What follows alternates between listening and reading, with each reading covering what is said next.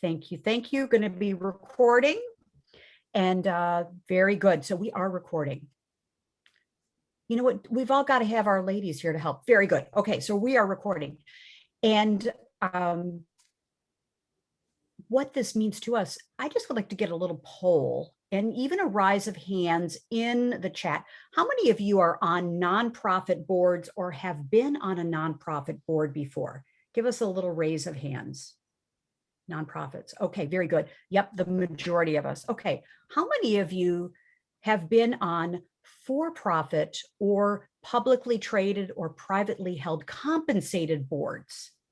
Compensated boards. Okay, all right, very good. So this is extremely timely, and we want to make sure that this is information that you want and you need. Okay.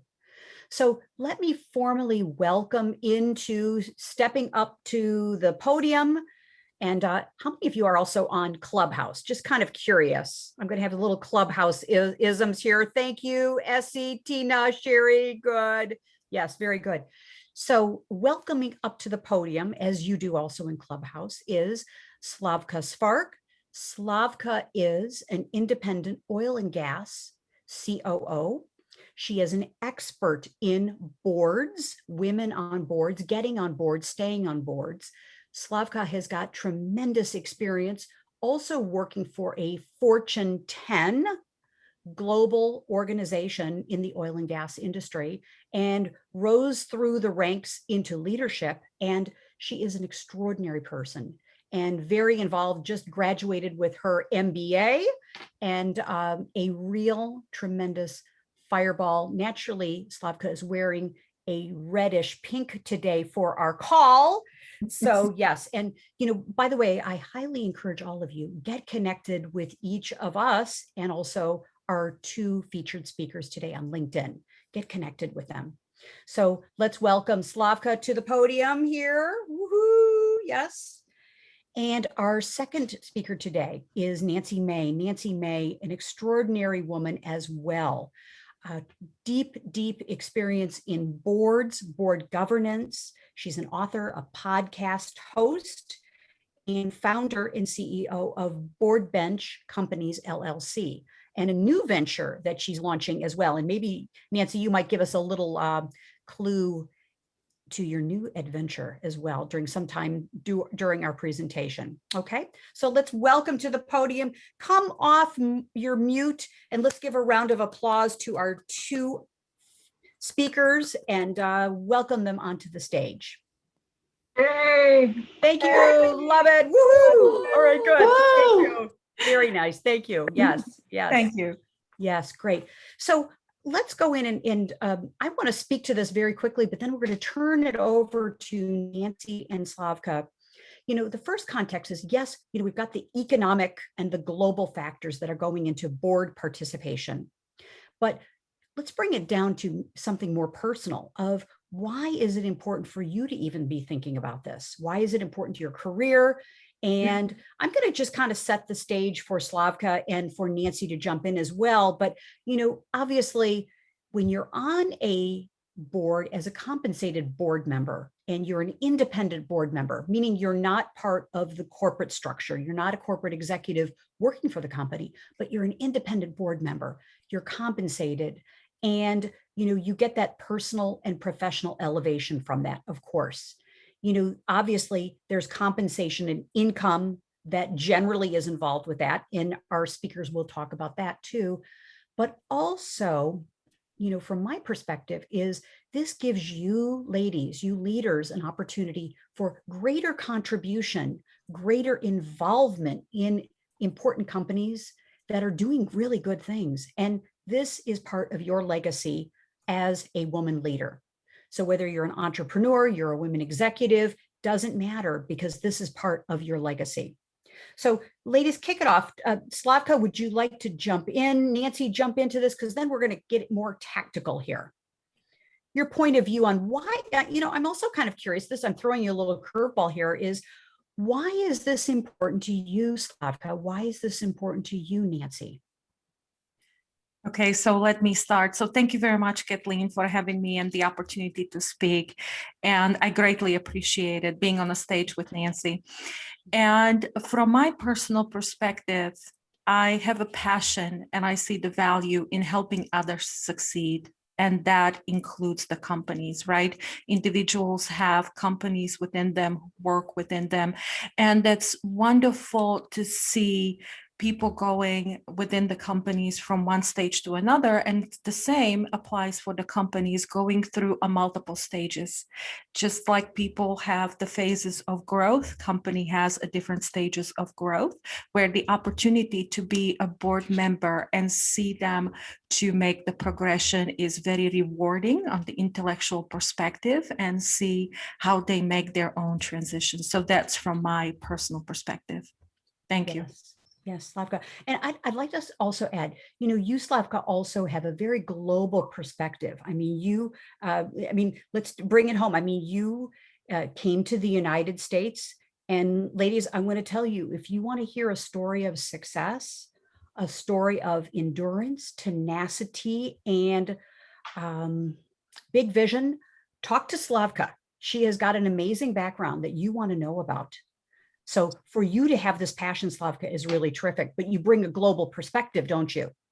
Yes, that is true. It gives me a competitive advantage, which we will talk and get into it a little bit later, being born and raised overseas and come to US, work through and different industries and have a different background into the position that's serving ultimately 14 global locations and beyond.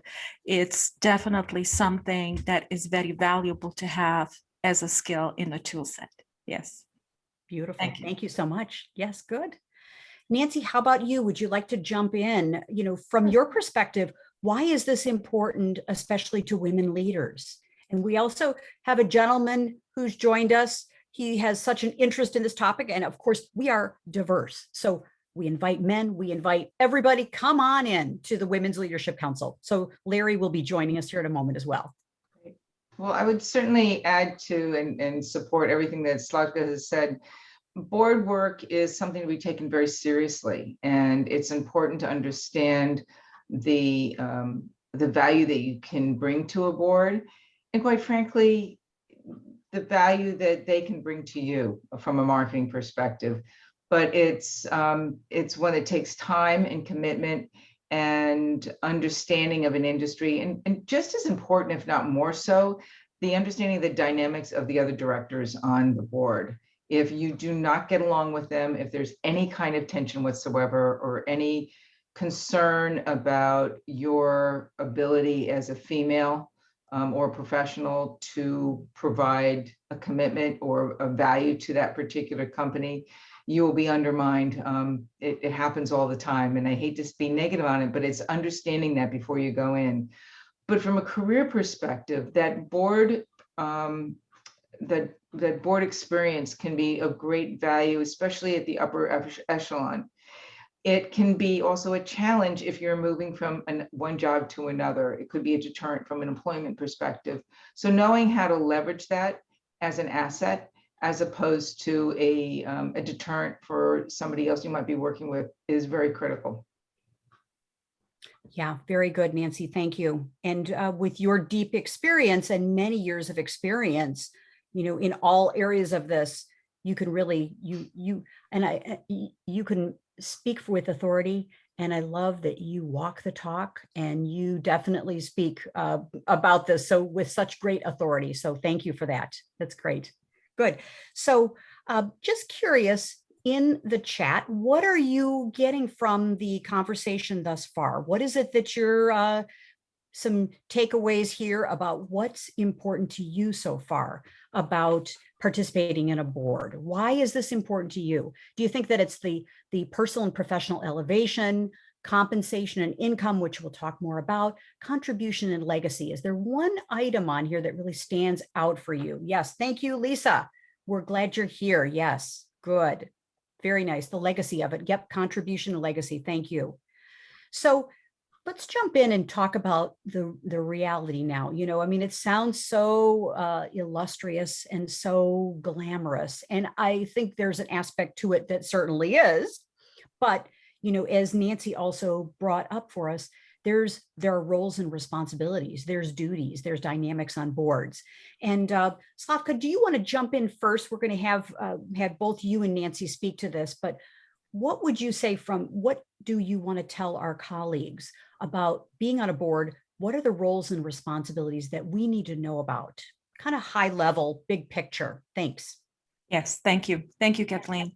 So the board role, specifically as an independent director, is very important to know and recognize that independent directors are there to govern, not to manage. And that has to be made very clear as to what does it mean govern versus manage. Governance is on asking the right questions, knowing what questions to ask, what information to ask for, collaborate, and make the best judgment decision possible in the best interest for the company. The board members are hold accountable to shareholders and investors, right?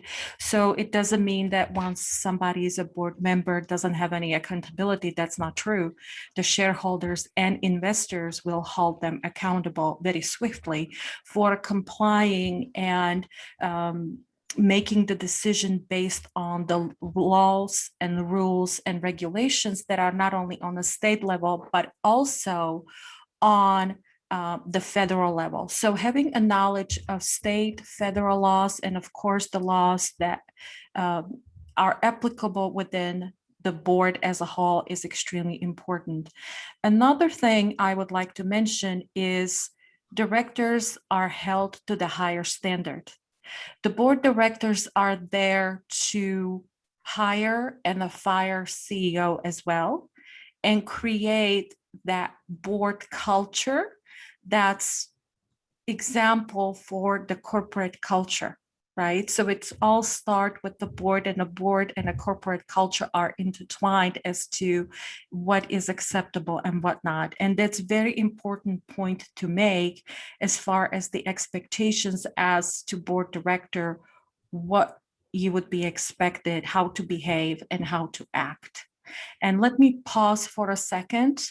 And let's go back to Kathleen and let's see what Nancy has to say. You are muted, Kathleen. Thank you. Nancy, I'm going to add you too, so that this beautiful Zoom feature of spotlighting the two of you. How about this? We're getting very techie here, ladies, because we can, right?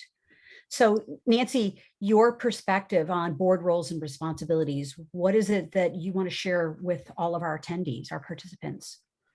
So board roles and responsibilities, they're something to be taken very seriously, and certainly to understand where you are from the strength and competency perspective in the board. That's critical. What assets you bring to the table. But just as important, it's understanding, as mentioned before, that you are not part of management. And I think that's very difficult for those of us who especially been entrepreneurs or been in operational roles for a long period of time. We like to roll up our sleeves and get into the dirt. And just as the term director means, you are there to guide and direct and to be an asset to the CEO and to the management team, not to tell them what to do and what not to do. They come to you for guidance. A good board will be a great strength to a company. A bad board will be a huge liability. And just as important, it's understanding that role and that relationship between the CEO and the board. Having a respect with the CEO. The CEO is the one who is in charge of the company. To go around them and dig down further is something you don't want to do. It's something that we'll probably tend to do as the entrepreneur model anyway, because we want to find out where the wheels aren't turning right. And you have to learn a different way of asking questions and digging without without getting in the way of their psyche, I'll call it, for lack of better description. So it's a real challenge in learning to be a good director at the get-go. There are ways to do it. I would highly recommend that if you join, when you do join a for-profit board, that you find a director in the company that you respect and say, look, I'd like to work with you.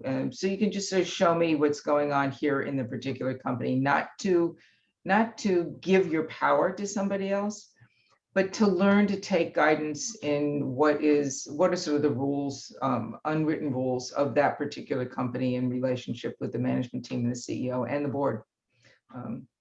So those are some things. Yeah. So the dynamics are certainly different, aren't they? It's a whole different perspective and a whole different operating procedure.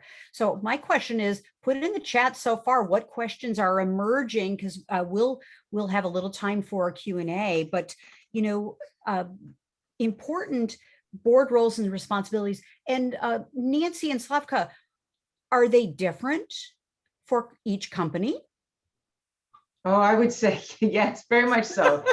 Is not to sound crass, but size matters, right?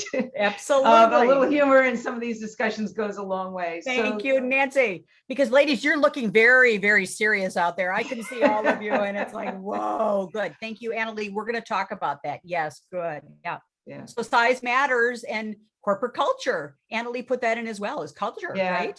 I would also say if you're dealing with a US centered company or just a US based company versus international company, international boards operate very differently. There's a trend that's happening overseas right now that's they're looking to the States where there could be a possibility for employees to have some role or connection into the board. That's a very European model where there will be an employee base, or it's even an ESOP model, which I think ESOP is going to be discussed later on at C-suite in the coming weeks. Yeah. Very, very appropriate. Slavka, any points that you have on, the differences between companies, industries, even and international? So actually, that's a wonderful point that Nancy brought, and it's not much to add. As she mentioned, companies come all different shapes and sizes. It goes from the startup companies to medium size to large companies, right? So the dynamics are very different. And I believe there was a question in the chat, if I may, Kathleen, because it's applicable to what we are talking about. It's from Larry about when the CEO in a small company is also as a chairman of the board, is there a conflict of interest given the different roles and the responsibilities? So small companies are not necessarily required to have their own committees and distinctive roles and responsibilities. And sometimes the CEO is the chairman of the board, right? It's in a large company, specifically public, the role is separated. You have the chairman of the board, and then you have a CEO, specifically from the roles and responsibilities perspective. So yes, it can be potential conflict of interest, and you can solve that particular concern with having the independent lead director who will be in a certain way acting like a chairman of the board in a certain situation. So that's the way to go by it as far as my knowledge. Perhaps Nancy has additional thoughts. Well, this CEO chairman discussion is one that we could go on for probably hours. When you look at that, you also have to look at, who's in charge of the board. The chairman is technically the one that's in charge of the board. I am personally one that does not like the CEO chairman combination role, because technically when you look at it, who's in charge of removal of your CEO, which is a big issue when it comes to challenges in the boardroom. And, I had a number of CEOs that I've worked with who have served on the board after they leave that CEO role and have said they made the wrong recommendations to the board and who should succeed them. and that becomes a lot of a challenge. So a lot to discuss. So there are dynamics that we aren't even talking about here that can be very complex. But the key is really, understanding the type of company you're serving on, the size it comes, who's the owner. Is it a public company that is predominantly owned by outside investors, or is it owned by one major investor, right? A venture capital or private equity backed company, although they are not public typically, will have a different set of dynamics and who's in charge there. It's really a complex discussion to have on the types of company, the sizes, the roles and responsibilities, and how that works. And then you've got the whole family business boards, which is a whole nother discussion to have, which can be great and can be challenging. Yeah. Yes. Yes. There are a couple of other questions in the chat that I want Please to jump kind of in. highlight Yes. out for you. Great, please. Slavka and Nancy, there's a question around, is our age a factor as we're being considered to be on a board, and how has that perception of age and experience may have changed over time? And then the follow-up question kind of in this, I'm going to bundle them, the negative sides of being on a board. Nancy, do you want to take a lead in this one? Sure. Age is a factor. It's both on the young and the older side, although I actually have known a director who was over 100, 101 that was still on a board. I know this person individually, so they did fall asleep. But you don't have to be 101 to fall asleep in a boardroom. Typically, the retirement age, as they're saying, is somewhere between 65 to 75. 75 is becoming more the norm. Boards have the right and privilege to be able to extend that. They will get dinged as far as proxy companies. Proxy companies are the ones that will recommend how the investors vote for or against director recommendations when it comes up to voting season or proxy season. Directors have gotten younger over the years, which is a great thing. On some cases, a younger director may have more gravitas and capability and strength than an older director. But in other cases, they may be brought on because they're looking for a younger perspective, in my opinion, not the right reason to necessarily bring on a director thinking that youth is going to bring you more of a tech perspective. You have to really understand the competency of the individual and how they're fitting in again with the board. So I think that's important. Awesome insight, Nancy. Slavka, do you want to talk to the downsides for us? The downsides, I'm sure there are plenty, right? So first and foremost, there is fiduciary duty in the best interest of the company, right? So being a board director, that's a privilege, not the right. And having that understanding that directors represent shareholders, and some of those shareholders might be in form of activists, it's very important to know and recognize how to work with shareholders who are activists, right? So being cool, calm, and collected, that's a very much desired strength. Being able to really navigate through difficult conversations, which come into play in very difficult conversations, right? Especially when somebody has extra strong opinion about the subject, right? Because the idea is to get in the boardroom the conversation going and understanding in the depth discussion of the topic to make sure that all points are considered. So that's one of the sides. It also comes with financial responsibilities. You have to, once you become a board director, you have to be very comfortable if you get sued, right? So there is a directors and officers insurance, and it's very important to know what is your insurance, when does it start, what does it cover, what kind of coverage does it have?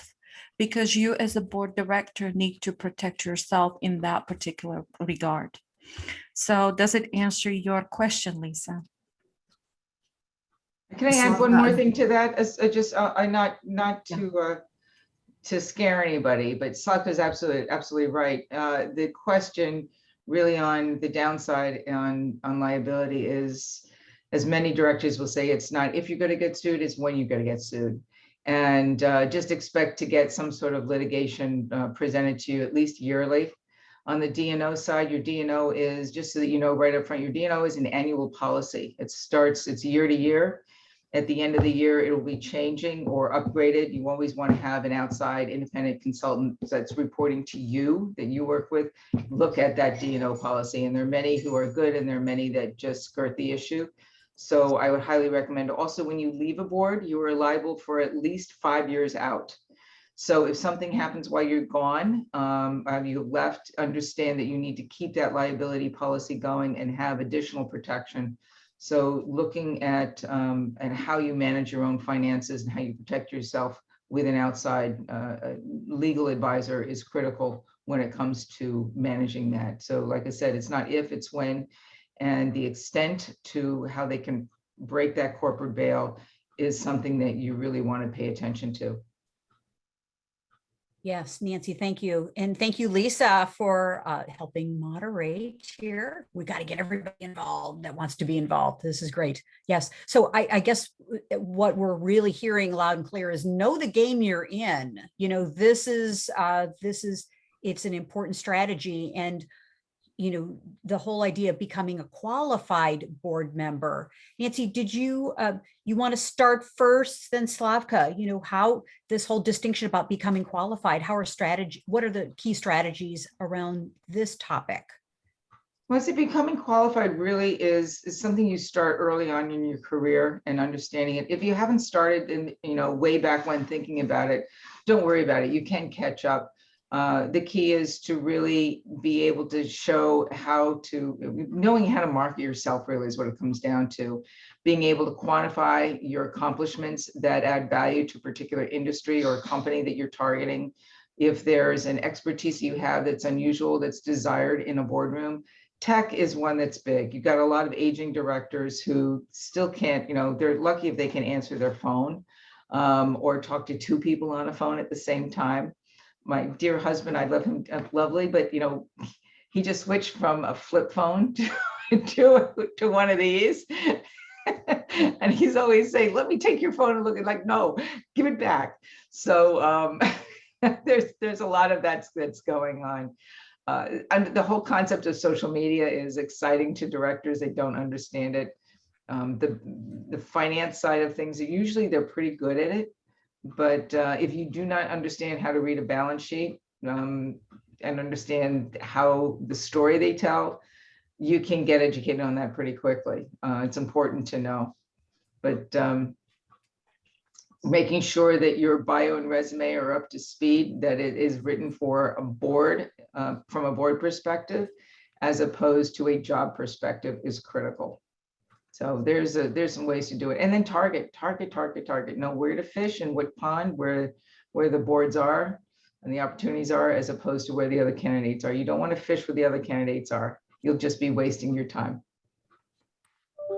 Yes. And Nancy, one of the things we're going to talk about in a moment is how to get yourself really board ready. And Slavka, I know you can speak to this, is having multiple resumes, becoming a qualified board member, having your board profile really is different than a corporate resume or an entrepreneurial CV. It's a different deal. What perspective do you have on that, Slavka?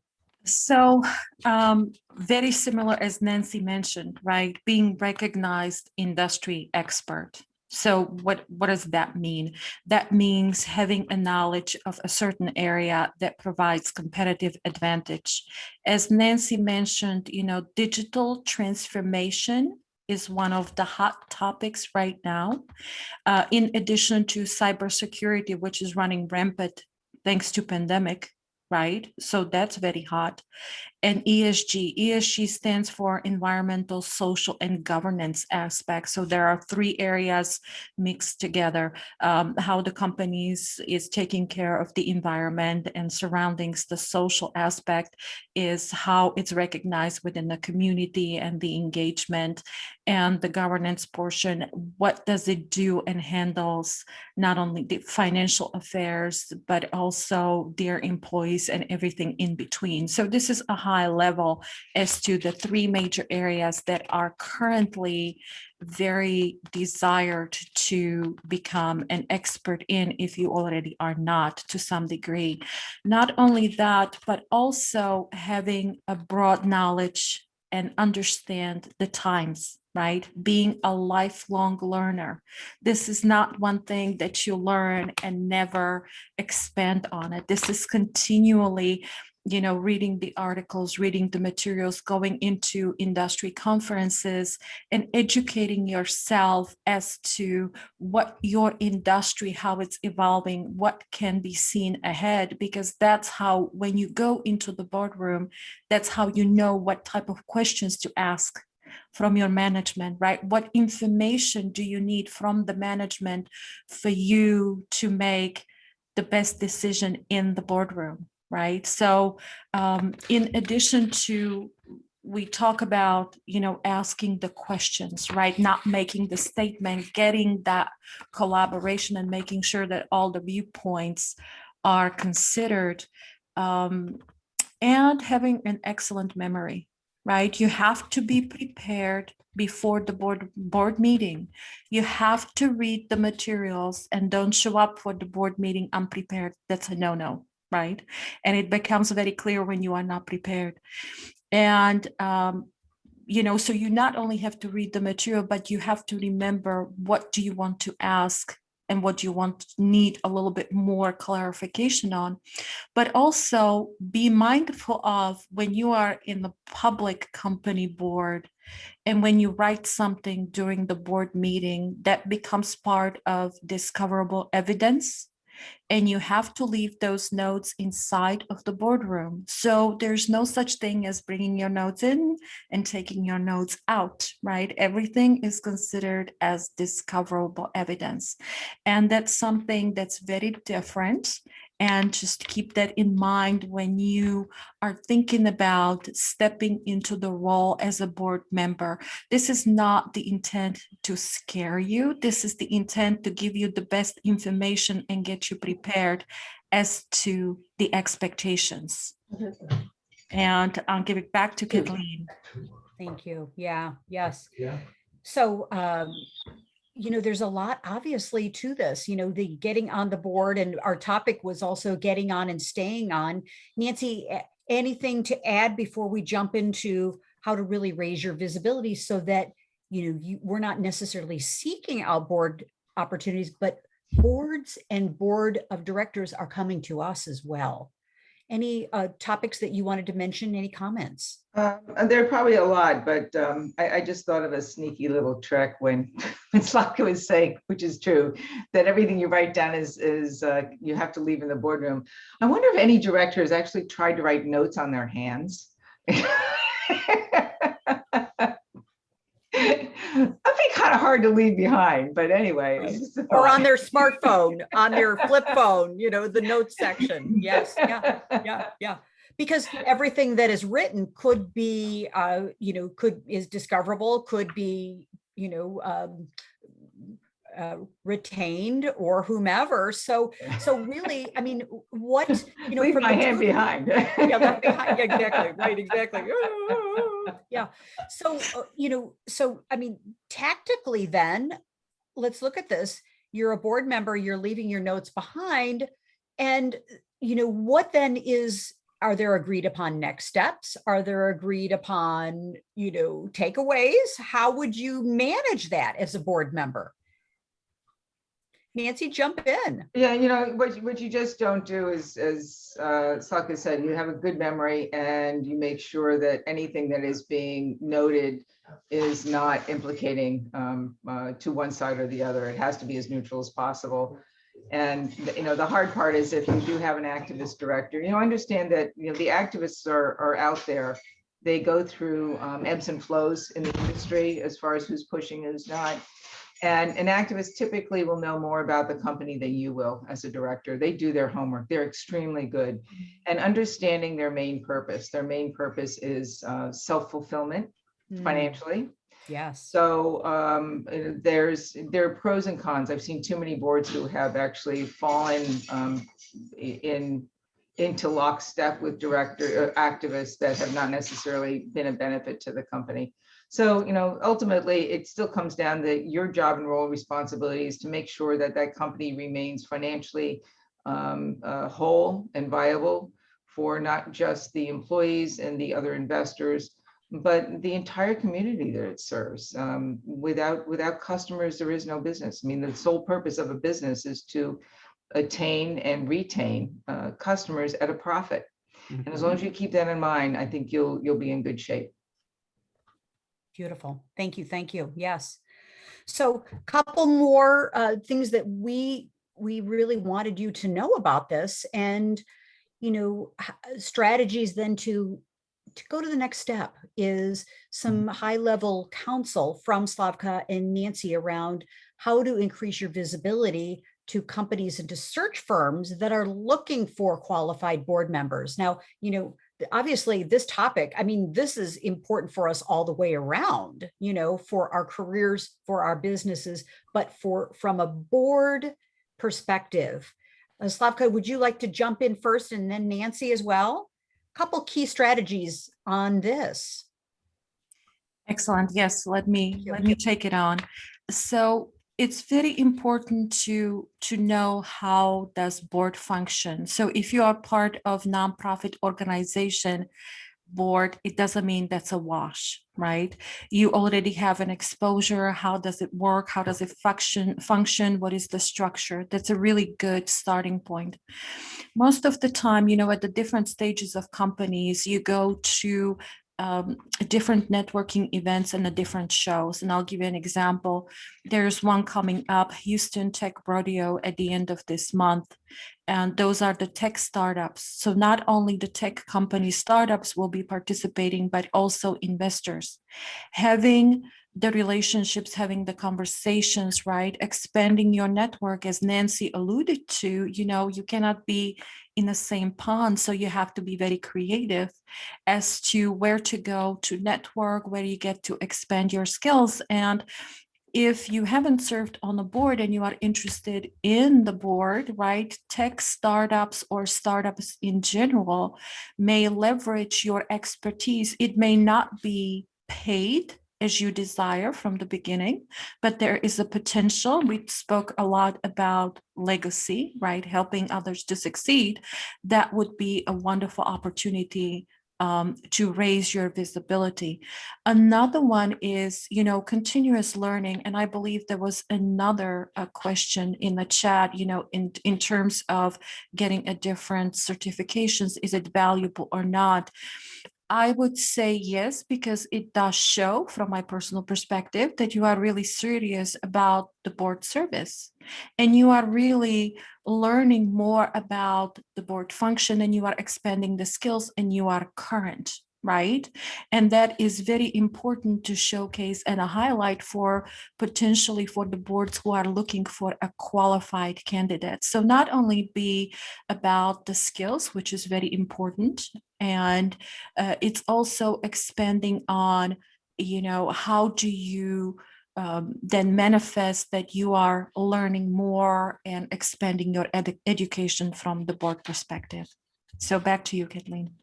Thank you. Thank you. Thank you. Nancy, also, what would you say are some key strategies? And then also the two of you have touched on this. Nancy, would you also speak to the compensation possibilities too? Let's talk about the numbers. So compensation for mid-cap is typically running about 300,000, a little less depending upon the company. Cash and stock, it can be higher, as high as 500,000 or 600,000. You can be over $1 million. You also can be ten to $20,000 for a compensation. It can be pretty low to only all stock. If it's all stock, you have to worry about a tax liability. So you get your assets, your compensation is in stock, something you can't hold in your hand from a dollars and cents perspective.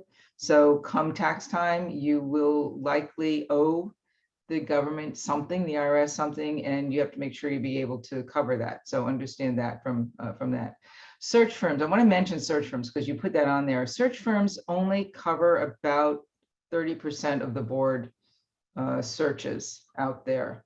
More are doing it, but if you've got a search firm, I have to tell you, many of the big companies who are using search firms know exactly who they want already, and it looks good in their proxy statements to say they had outside independent counsel or advice to get them the director that they wanted. So search firms' job is to put as many butts in a chair as possible. That's how they make their money. They do not make their money in the boardroom. The boardroom is a way for them to network further and secure their relationship with the company. So understand that you are not their customer, period. You are inventory. It's hard to understand, but it's harsh, but it's true. Your best way to gain visibility is build relationships with CEOs in the companies and industries that you're looking for, to be an asset to them, to be somebody who is known and respected in the industry, somebody that others go to, and to not be too needy. That's a great way to do it. The other is to get a mentor, get people who there are other directors that are willing to be there and have a broader network that are comfortable endorsing you, and to make an ask in a way that is not just all about you, because there are ways I say, God, I've gotten so many over the years. There are people who keep asking and let me tell you about the article. I can read the article. I don't need to talk to you. You're wasting my time. But it's true. They become a pain in the ass, quite frankly. And I've been real blunt with people on when counseling them or coaching them to get on boards. Don't be one of those balls and chain. Don't be one of the needy characters. Don't be one of the I'm so great and wonderful. You're better off having strength and a presence without being too loud and boisterous. Beautiful. PETA, don't be that woman, right? Or guy. Yes. Okay. So let's narrow it in to perhaps like just our last slide, because we want to finish at the top of the hour and then jump into some activation for just a few minutes. What did you learn? How are you going to apply it? And then we'll come on back because we're going to finish at 20 after the hour. And so, maybe in summary, Slavka and Nancy, what would you say is, just really kind of bottom line, just a couple key steps to an action plan? What can we take away as some next steps for each of us? Lots of information. My gosh. Saka, you want to go ahead? You go first. Yes, I'll be happy to. Thank you very much, Nancy. Yeah, thanks. So first of all, you have to decide if this is the right opportunity for you, right? And do you really have time? Because we didn't really touch on what does it take from the time perspective. Historically, prior to COVID, which implies to any crisis situation, the boards met about 4 times per year. That's as a board as a whole, but there are also board committees that do a heavy work in between the board meetings. During the COVID, some boards met 20 times and more, which equals a lot more time involvement, right? So it's very important for you to consider if this opportunity is really for you. Then if you are a lifelong learner, ask those questions. What does it mean, a lifelong learner? And how do you have a plan to have your skills? What type of skills do you have from the board's perspective that would be interested in for the board? And how are you honing on those skills? Usually between 1 and 3, but usually people pick 1 or 2, being very, very specific and go after those. And networking, as we mentioned, it's a huge part. You can be part of different organizations. Personally, I am a part of Private Directors Association. I'll put it later on in the chat to give you the link that gives you an opportunity to really not only network, as Nancy mentioned, with CEOs who are part of the network, but really step in and ask the questions, how can I help you? I noticed X, Y, and Z, and I may be of service in this particular area, right? So really engage in the valuable conversations. And also, the last point I would like to make, if you are interested in engaging in this type of conversation and continue a conversation, because we really touched on very high level, I'll be happy to connect with you on a LinkedIn and give you 20 minutes of my time where we can really dive a little bit deeper as to what does it mean and how can I help you to move you to the right direction. So that's from my perspective. Thank you. Slavka, thank you so much. Very nice. Nancy, how about you? High level next steps, key steps. Sure. Take it away. Well, I want to answer a question that Larry has talked about you. certification. From my perspective, I would never select somebody who had a board certification over somebody who I thought was competent and the best fit. So, some boards are leaning that way, but quite frankly, if the value of the individual is good, then I'd prefer to have a good competent individual versus somebody who has a certification, which are easy enough to get. You just pay for them and go through the courses. The key here, though, is to understand, be financially literate. If you are not financially literate, get to understand how to read a balance sheet, understand the different terminologies that are going on, the story that it tells. There are easy ways to get educated on that front, and you can get it educated for free. Understand that if you are focused on a size of a company, let's say you're starting with early stage companies versus pink sheet versus mid cap versus large cap, you will get pigeonholed very quickly into a smaller size if that's all you go after.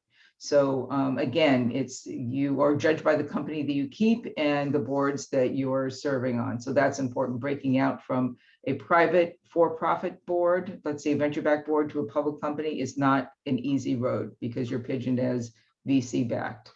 Get a good bio and resume that is board worthy. It speaks the language of the board, not the language of getting employed. And then really divide and conquer, understand which size of businesses work for you best, that you can add value to, and the industries that you'll have most success in. And then go after the right individuals that have the influence in those boards in order to have the conversations and make it of value to you and to them. It's like I said in one breakout, it's the rule of reciprocity. As a female, though, you want to make sure that that doesn't go too far because it can happen. You can give and you can give and you give. You have to learn to ask. Brilliant. Thank you. Thank you.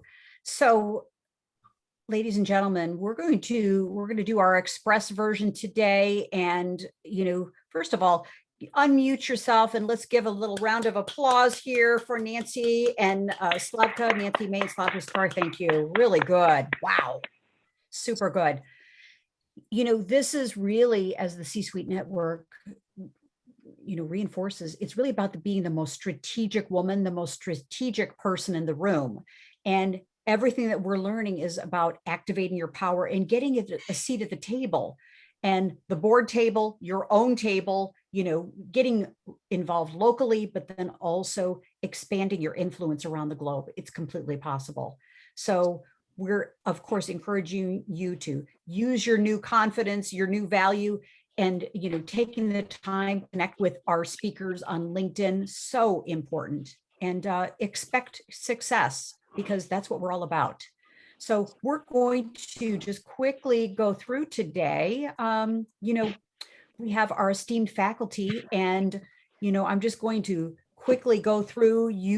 These ladies: Sheila Anderson and Andrea Austin, and of course Trisha Ben, Claudia Harvey, Deb Cryer, Lisa Levy, and Teresa Rose, Kimberly Rausch, Dr. Kelly Scholl, and Catherine Sellery, Erica Sheets, Cindy Chosick, Cindy Watson, Susan Younger, Christina DiGiacomo, Tina Greenbaum, and our members, Annalee Dreesen, and also Sheila Steinmark, great members. And of course, Bonnie Manhattan, Maureen Forget, and Slavka Svark. So reach out to everybody on LinkedIn. And we're just going to quickly go to the end and just do a group recap here because we know time is of the essence. So thank you again, Nancy May and Slavka Svark. Thank you. Excellent. So what we're demonstrating here, ladies and gentlemen, is that, you know what, we're better together. Can you imagine trying to get all of this knowledge and all of this information and all of this wisdom on your own? It would take forever. So we believe in the Women's Leadership Council of we're better in the pack. So the strength of the wolf is in the pack and the strength of the pack is in the wolf. So we also believe in our fundamental philosophy is we believe in a sisterhood and a council. And what's not on the slide, but what we also believe is come with we, a focus on we and what can we do to support each other. And then also the me comes right after that. It naturally comes that I'll be able to receive and I'll be able to prosper as well. So I would love to formally invite each of you, if you're not formally a member of the Women's Leadership Council, we are having a promotion. We'd love to have you involved. It's an addition to your executive membership on the C-Suite Network, $4.99 for the entire year. Ladies, it's the cherry on top of your Sunday. It's so inexpensive. And we have got programs and connections that are so tremendous. And as you can imagine, I sound a little like PBS. These are great quality programs, right? Great quality programs. But to let you know of what's coming up, and it's so important, is that every month we're going to do 2 times per month with a informative, important program. And at the end of this month, on the 20th of May, our very own Catherine Sellery is going to be talking about how to turn your ideas and your inspiration into a global movement. And Catherine has certainly done that. So we're going to talk about tactics and strategies on how to do that. And if you don't have an idea that you can globalize, you're going to get it on the 20th of May.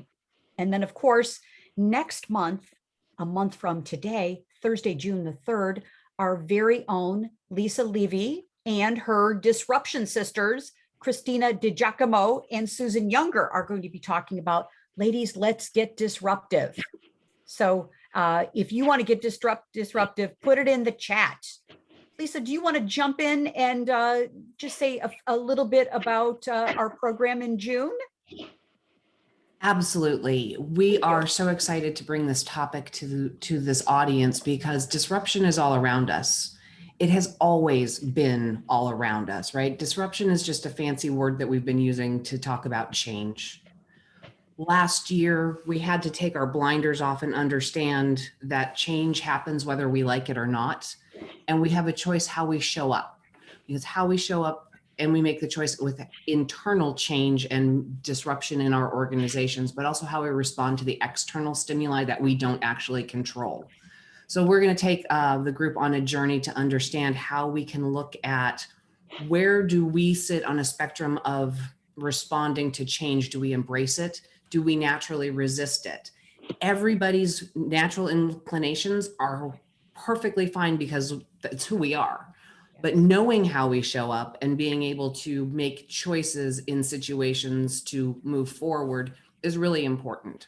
So we're going to learn a little bit about each ourselves individually, but then how to apply that professionally so that when things are unexpected, we respond with strength and purpose. Bravo, I'm done with Lisa. that. Yes, the official disruptor. Very nice. Thank you. Can't wait to have your program next month. Yes. And then finally, I just would love to have another announcement that we are bringing the Women's Leadership Council to Virginia Beach.